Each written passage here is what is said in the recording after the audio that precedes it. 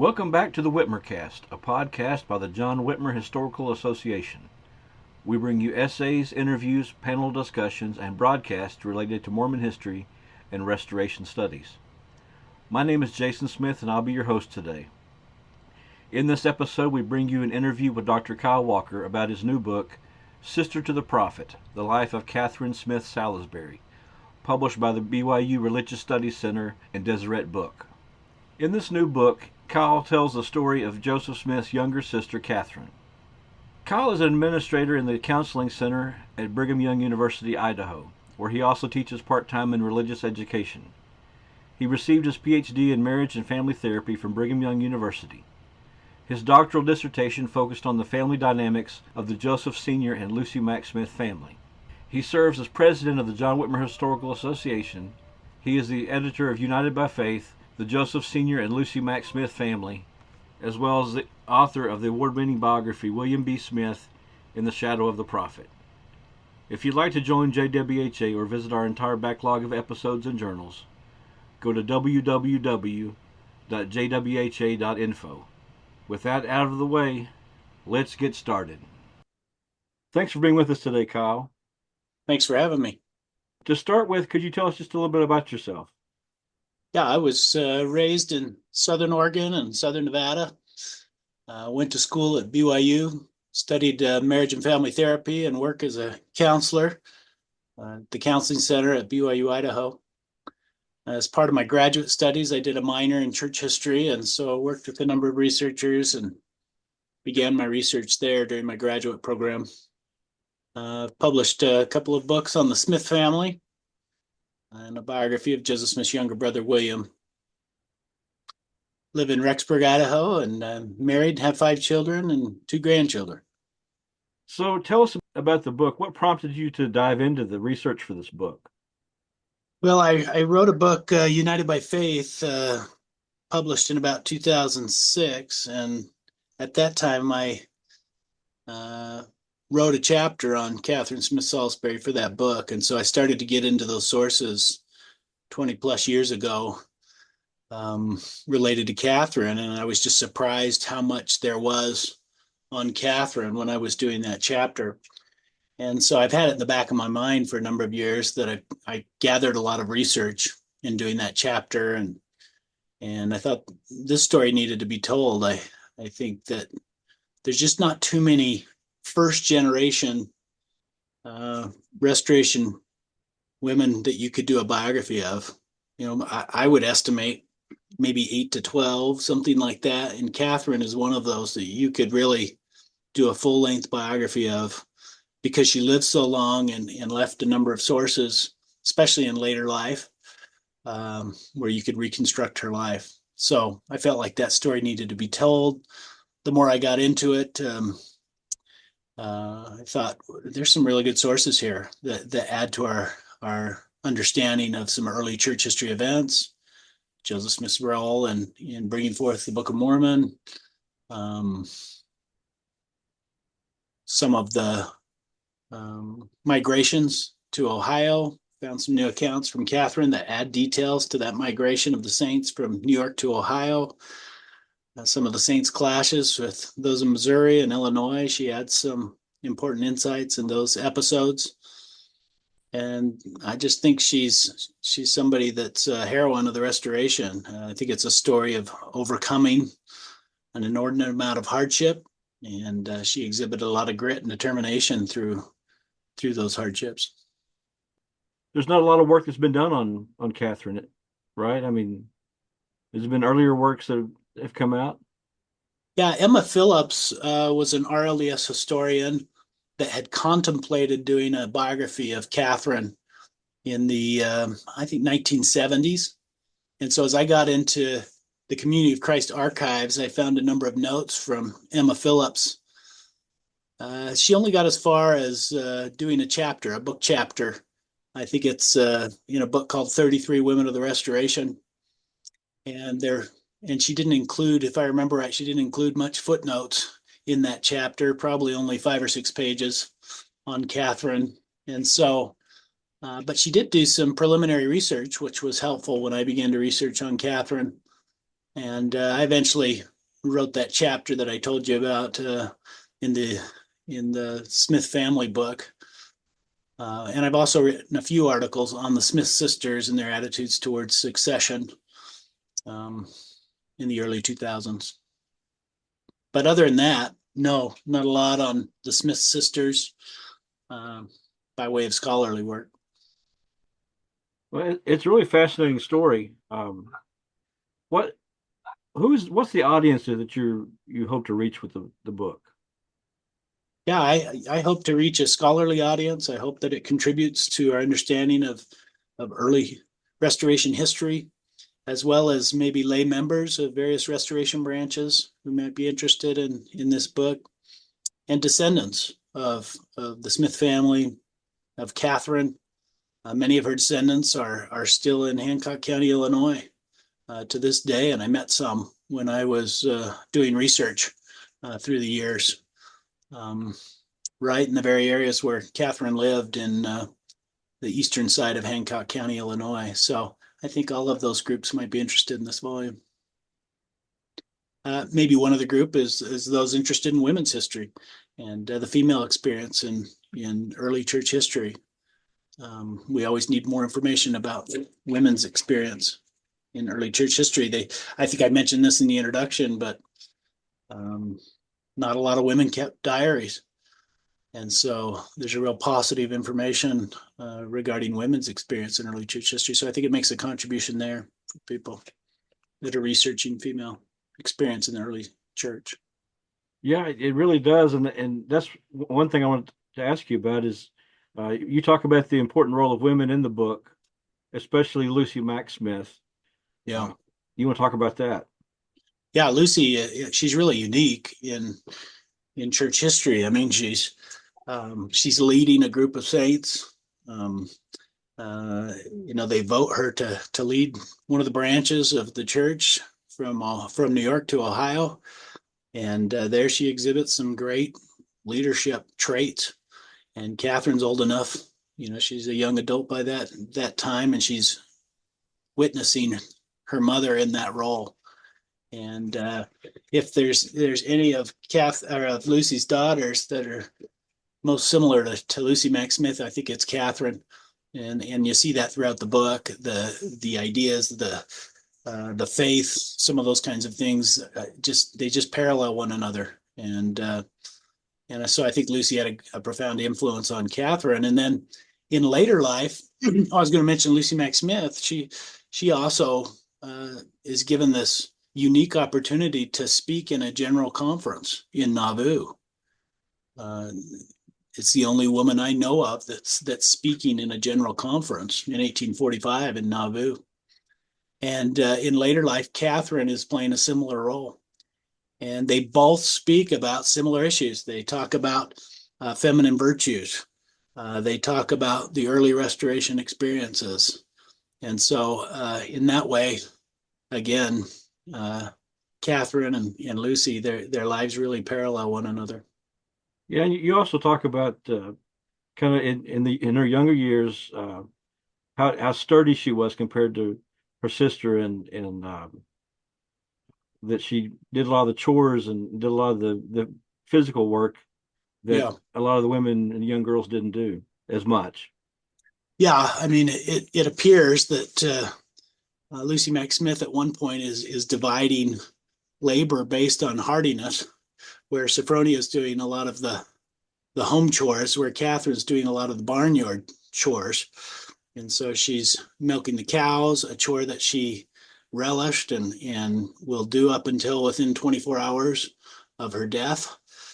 She had a cow that would follow her around the yard almost like a pet. Um, she's doing the work of most men, according to descendants, and physically strong. Said she was 6 inches taller than the average woman of her day, so probably around 5'9", 5'10", somewhere in there, and very rugged, which helped her in these frontier communities where the Smiths resided. And she's giving birth in the migration to Ohio to Missouri, and she's riding in a wagon within 24 hours of giving birth to her son Alvin. And so I just think there's a number of episodes that highlight her hardiness. Yeah, and she was pretty rugged internally also. I mean, Yeah, pretty strong in spirit. That comes out in the book. Um, and you talk about some hard things that she dealt with. Not yeah. just the death of her brothers, but and the persecution of the early saints, but her husband's battle with alcoholism. It was one of the things that you talk about. Yeah, her husband is only intermittently available as a provider. Sometimes things are going well, and other times he disappears and is gone for months. Um, and then leaving their shared faith at times, and was estranged from the church for a decade at one point, from about 1836 to 1845. And then he kind of turns it around and finds his faith again for a time. But that was a challenge for Katharine. And you pick it up in her patriarchal blessing that she receives in, I think it's 1834. And if you look at both Katharine and her husband Jenkins' patriarchal blessings, they're worried about his stability as a provider, even being present in the home. By that time, she has two children by 1835, and he's expelled from the church during that time. So must have been very difficult. She never complained about that, but others did.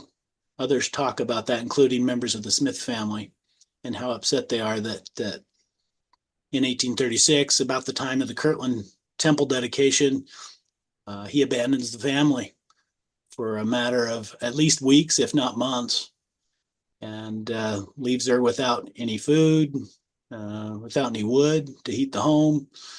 Um, and he's called to account for that a few months later. So, yeah, hardship there. She lost several children. And then her husband passes away in 1854. So she's a widow living in rural Hancock County, Illinois, right among some of those who marched to Carthage and participated in the killing of her brothers. And so she's trying to raise her four boys on the frontier, surrounded by those who are hostile towards her and her family because of their connection to her brother Joseph Smith.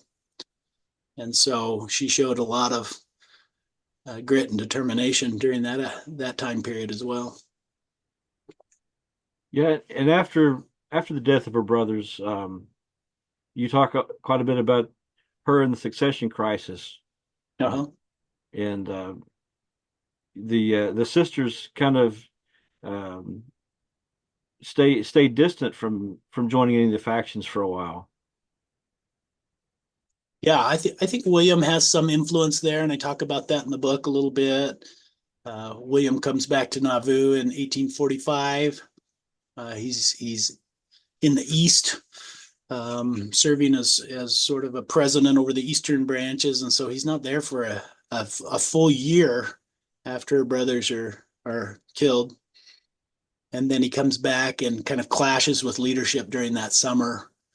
And Jenkins and Katharine are supporting William's views, and they run parallel to what William was teaching about succession, and I not initially, but by the fall of 1845, I think they're supporting William. Definitely Jenkins is, and once William is expelled from the church in October of 1845, Jenkins is traveling with William Smith to St. Louis, and they're preaching together in St. Louis, trying to gather up some of the saints in that area and preaching against the 12. And so certainly Katharine and Jenkins are influenced by William and his views. There's an important letter we discovered that it's from the Millicans. So Katharine's sister Lucy Milliken and her husband Arthur Milliken, and it's a really interesting letter because it talks about it's actually written to some of the nephews, Katharine's nephews out in Salt Lake. and it's before they're affiliating with the RLDS Church. So I think it's written in 1863. And Lucy and Arthur write to the nephews, John Smith, Joseph F. Smith, and they say, you ought to look into this matter and see if you are not the rightful successors of Joseph Smith, the prophet. And I find that really interesting. It's not so much that they're sitting and waiting kind of for Joseph Smith III to emerge as the prophet, as later accounts seem to describe. But they certainly felt like it should stay in the Smith family, whether that was somebody in the West or whether that was somebody in the Midwest of their family. Didn't seem to matter to them at that point, at that juncture. And then later, by early 1870s, then Katharine affiliates with the RLDS Church, and they kind of talk about that transition, where Katharine and all of her family really support her in supporting Joseph Smith III's leadership by 1873. Well, let's talk about her role in the RLDS Church and the Okay. relationship she had with Joseph Smith III, because it wasn't always rosy, the relationship. Yeah, I think Catherine and her family were actually closer to Alexander Hale Smith than they were Joseph Smith III. In fact, in the 1850s, there's a letter, one of the earliest letters from Catherine, expresses her frustration. Well, it would have been 1865, actually. Her frustration with Joseph Smith III that he hadn't involved her family in the reorganization. And, she can't understand the neglect that Joseph Smith's showing towards the family. So it's really 12, 13 years after Joseph Smith III assumes the presidency, before they're affiliating with the RLDS Church. So I talk about that a little bit in the book. It's not until Catherine's son Solomon, goes through an illness and sends for Joseph Smith III, and he gives him a blessing at that time, a priesthood blessing, that they start to really proselyte the Salisburys, and that's where they're joining the church. But even after that, it seems like the Salisburys are much closer to Alexander Hale Smith. And if you look at some of the pictures in the book, you see Alexander Hale Smith at the Catherine's birthday reunions towards the end of her life. Every summer, the Salisburys held a birthday reunion where all of the family and all their descendants would gather in Fountain Green, Illinois. And Alexander is often there. And Alexander, when Catherine's wanting some preaching out in their area, it's Alexander who comes and preaches in Fountain Green, not Joseph Smith III as much.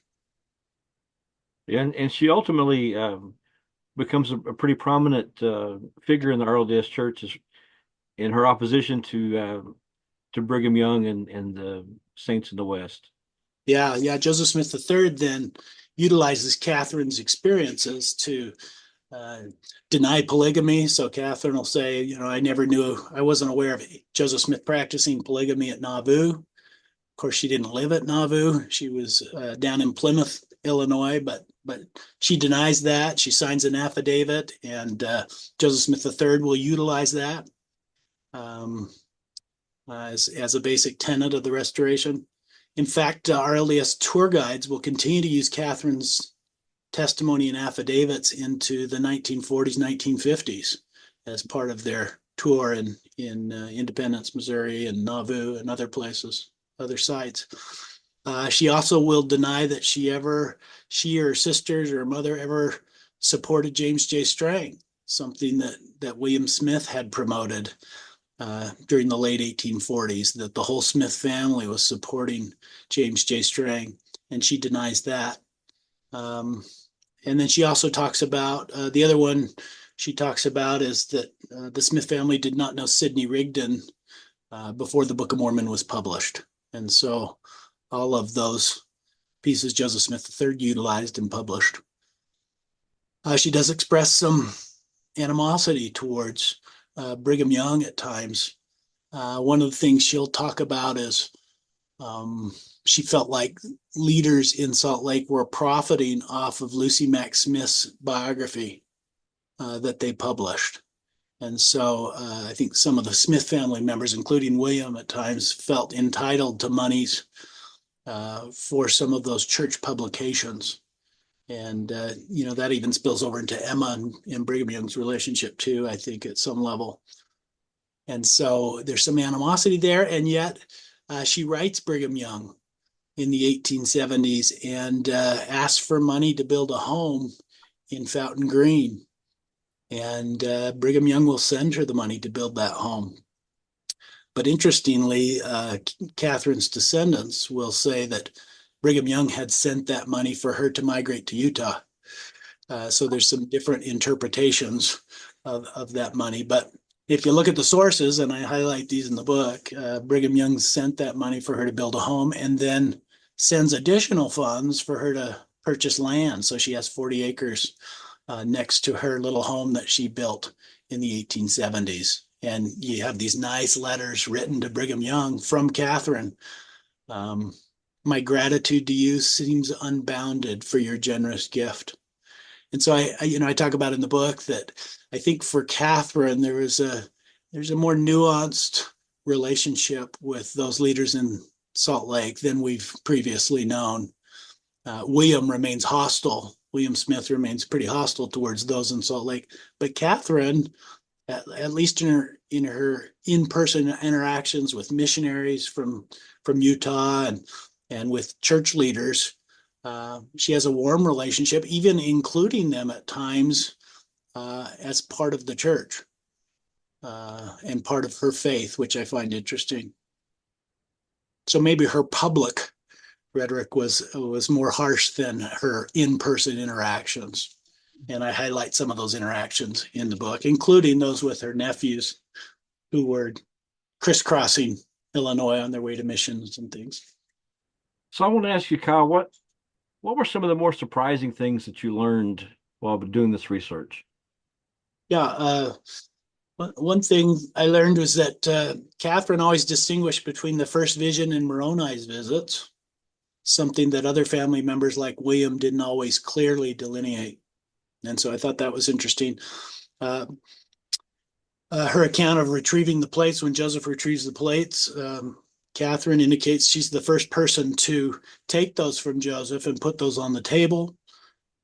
She describes the plates in detail, much like Emma did as she moved around the plates. Katharine has several instances where she describes the plates, their heaviness, that she ran her finger across the, as they're covered, she ran her finger across kind of the edge of the plates, describes those in detail, and often shared that with descendants before her death in 1900. So that was something I think that was interesting, as well as her and Sophronia hiding the bundle with the plates on one occasion when Joseph was being chased by a group of men. He hands this bundle to Katharine in the doorway, and I guess they were prepared for such a circumstance. And so she recounts how she and Sophronia then hid the plates in their bed covers and pretended to be asleep when the home was searched. So some details like that, and some other details about migration from New York to Ohio. I don't know if I mentioned that already, but she adds some additional details about that migration, some of the hardships on Lake Erie, and some details about stopping on the Canadian side to make some repairs. I think that's the only account I've seen that mentions that detail. She adds a few details about what Joseph said about Moroni, that he had a girdle about his waist, and just some details. She also adds some details that corroborate some previous unique accounts, like Joseph Knight Sr., who talked about Alvin was supposed to be the one who accompanied Joseph Smith to the Hill Cumorah the night he got the plates, and then Emma, and she says the same thing. And so we now have two accounts of that Joseph was instructed to bring Alvin with him initially before he passed away. So some details like that I think are um, were surprising and important. Um, Also, in later life, I think some details about the animosity that persisted towards the saints in Hancock County, Illinois, and how her children were treated uh, by the other kids they went to school with. Um, there has been some books published about some of that persistence of hostility into even the 20th century, but I think there's more details with Katharine and how they experienced that than probably in any other place.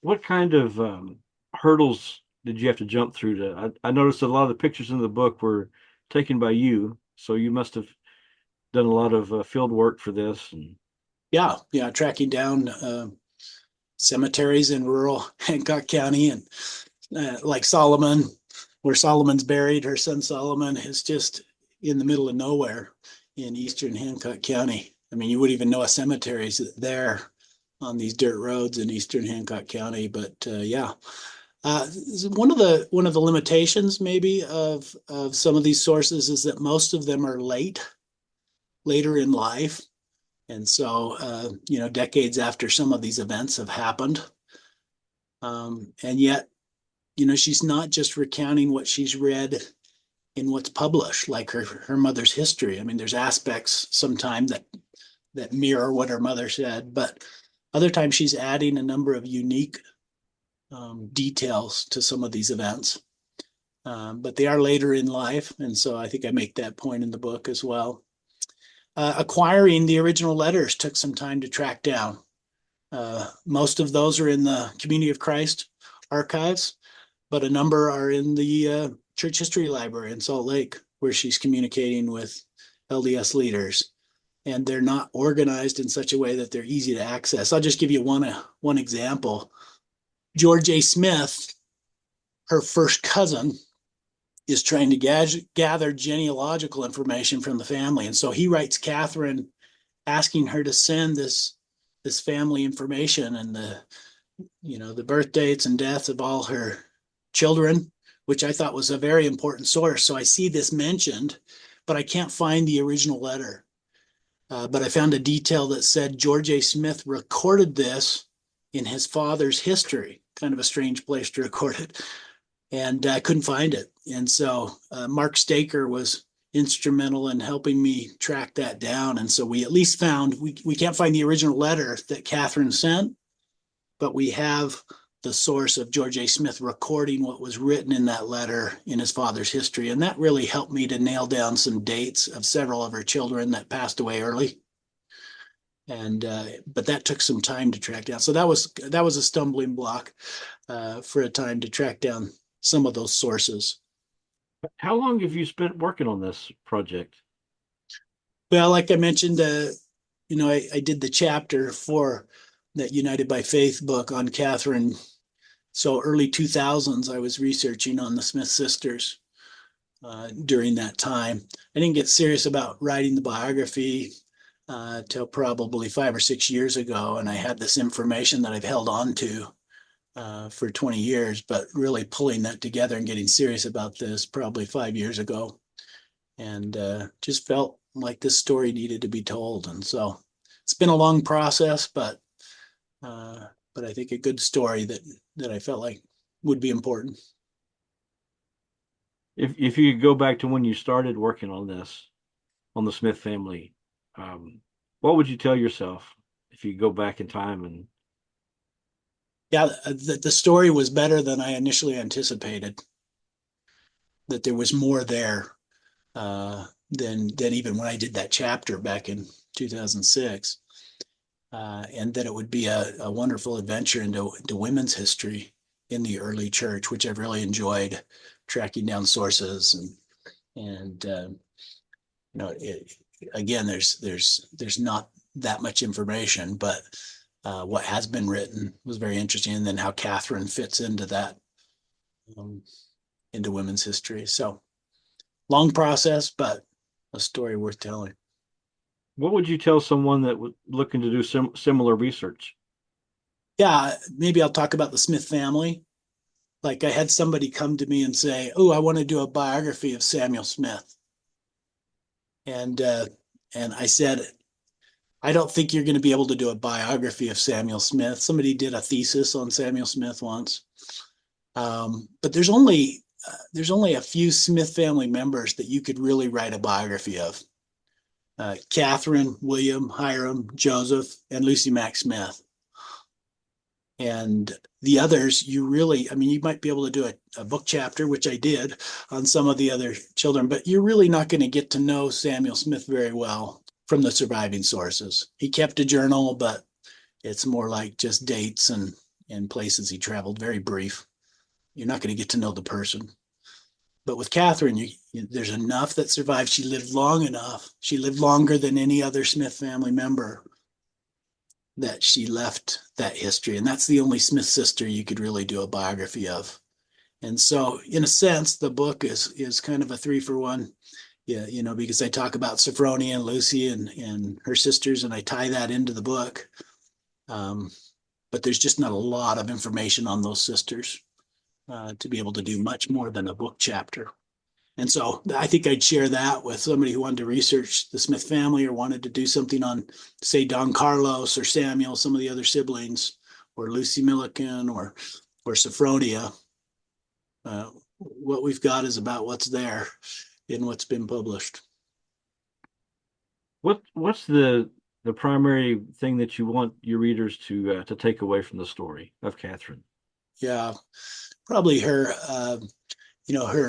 ability to endure religious persecution, ostracism, a difficult marriage, poverty, with grace and temperance. There's this interesting episode towards the end of the book that I talk about where she's being interviewed by a newspaper reporter on her birthday. So people are starting to realize, boy, Catherine is this tie to the early church history, and she's living right here in Hancock County, Illinois. And so they're starting to seek her out and get her recollections of early history. And they ask her about some of the persecution she endured, and she's very temperate about what she shares there. Um, and she talks a little bit about the early church and some of the hardships they endured, but she doesn't go into all that she endured after that. From 1850 to the 1890s when she's interviewed, and she could have talked a lot about that, but she chose not to. And I think that says something about Catherine. The other thing is, even with her posterity, there's this kind of fun episode where she's telling early events of the church history to her grandchildren as they gather on her birthday reunion, and she's talking about the first vision and Joseph telling this Methodist minister about his vision and that being rejected. And you have this account from Catherine's granddaughters that says when she would tell that, all of the grandchildren would raise their fists in protest uh, about this. And that's kind of the start of the persecution they experience. But then Catherine chimes in and says, now children, understand that what your Uncle Joseph was telling these people was a very strange thing. And so even in recounting those early events, she's temperate and shows compassion for those who might not understand their faith. Um, and so I think that's part of what I think people will take away is her ability to endure temperately extreme hardships with her faith, which is very similar again to Lucy Mack Smith and the way she coped with the hardships she endured in her life, kind of turning to her faith um, during those times of difficulty and knowing that there's a better life after this life, and that hope and faith kind of carried her through an inordinate amount of hardships that she endured. Is there anything about the book that I should have asked that I didn't that you want to share? Well, I could share one quote from kind of the end of the book that I think highlights what I was talking about. Um, it comes from a tribute from Warren Orr, who was a Hancock County attorney and who later served as a judge on the Illinois Supreme Court. And I think it encapsulates the Salisbury experience in the county. And he wrote this to Solomon some 25 years after Catharine's death, but I think it applies to the whole family. He said, quote, "Your life exemplifies the truth of the sometimes doubted statement that right will prevail in the end. When one reads of your early hardships and the persecutions and impositions you suffered at the hands of ignorance and poison-minded intolerance, and yet sees that you had courage enough to stand up and tolerate the weakness of others, and finally conquer their love and respect by your own good living, it gives one greater hope for the future." And I just think that, again, that sums up kind of what I see the Salisburys doing in Hancock County, Illinois, and some of the challenges they face there. Okay. You mentioned Mark Staker and the Community of Christ Archives Yeah. and the Church History Library. Are there anyone that helped you in particular that you want to give a shout out to? Yeah, Mark Staker would be one. I appreciate his research on the Smith family too, and I quote him in the book, especially in some of the race issues around race in New York and Palmyra area. He's done some good research there. He also helped me track down some important sources. Community of Christ archivist Rachel Killebrew was great. As I'm tracking down photographs, Joseph Smith III, and for Katharine, she's got a number of photographs that are housed in Community of Christ archives, which were great. One of those was used on the cover. And Ron Romig, back in the day when I first started researching, was very helpful. Barbara Bernauer, who worked there for a number of years, was very helpful. So I appreciate their help. One I'll just mention that people may not know is Keith Bruns is a librarian at the Hancock County Historical Society in Carthage. And he was instrumental in helping me tell the story of Catharine's son, Alvin, who is murdered in 1880. And he helped me track down a number of newspaper sources and related to the murder and the trial that took place. And so there's just some great details there about his murder in 1880. And that's another maybe a surprise that I found in telling the story, was information about that murder. And again, another challenge that Katharine endured with the murder of her son, not just her brothers, but her son some 40 years later after her brothers were killed. But yeah, those individuals were very helpful, and appreciate their help in helping to bring this book to fruition. Well, and besides the new book coming out, you're also president of John Whitmer Historical Association. Yes. You want to talk about John Whitmer for just a minute? Yeah. Give a plug for those that aren't familiar with it. Yeah, the John Whitmer Historical Association is includes a number of restoration groups. We have a number of individuals, of professional historians and lay historians that are doing research. And last year we went to Texas and focused on Lyman White and his group that had migrated to the hill country in Texas. And this year, for the first time, we're going to St. George, Utah. And it's the first time we've ever had a conference west of Council Bluffs, I believe. And so that'll be a unique opportunity. We have some great tours. We have Rick Turley and Barbara Jordan Brown who are going to lead a tour up to the Mountain Meadows Massacre site, which will just be a wonderful tour. We have Brian Buchanan who's going to lead a tour to Short Creek, where some of the fundamentalist groups were located. And so Marlon K. Jensen is giving a plenary session. Locke Mackay is going to talk about the recent transfer of properties from a Community of Christ perspective at the Mormon History Association meeting that was held a few weeks ago in Kirtland. We heard about kind of the LDS perspective of the transfer of properties, and now we're going to hear from the Community of Christ perspective on those transfer of properties. Kyle McKay did that presentation in Kirtland, and we'll hear from Locke Mackay down in St. George. So that'll be a great presentation as well. So looking forward to it. It's a great organization, many friends, uh, in the John Whitmer Historical Association, including you, Jason. Appreciate working with you on the board. Thank you. Kyle, if people want to get in touch with you, where can they find you? Yeah, you're welcome to email me at walkerk@byui.edu. That'd probably be the best way to get in touch with me. If you want more information about the book, be happy to talk to you about that. Okay. Well, Kyle, thanks so much for joining us today. It's been a pleasure to talk about the book, and it was a pleasure to read it. It really is a great story of faith and endurance. Thanks again. Thank you, Jason, for having me. We want to thank you for tuning in to the Whitmercast. John Whitmer Historical Association is an educational nonprofit institution. For more information, visit www.jwha.info, where you can meet our team and join the association, read past issues of the JWHA Journal, and get updates on upcoming conferences and events. Our theme music is I Love to Tell the Story, composed by Tom Moraine. This podcast is a production of John Whitmer Historical Association, all rights reserved.